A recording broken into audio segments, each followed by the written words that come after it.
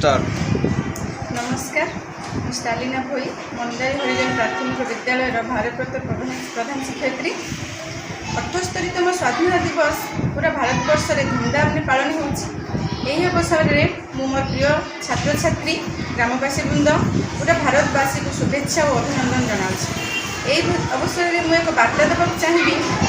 आमे आज जो स्वाधीनता उपभोग करुचे यह से महामनीषी मानकर निरंतर उद्यम और आत्मबलिदान फल। यह स्वाधीन भारतर प्रत्येक नागरिक मन रखा उचित। यही कष्टलब्ध स्वाधीनता को बचाई रखा समस्त गुरुदायित्व हवा उचित एवं आमर भारत माता और भारतीय संविधान को सम्मान देवा समस्त कर्तव्य अटे। भारतीय संविधान जमी अक्षुण्ण यह समस्त कर्तव्य होगा उचित।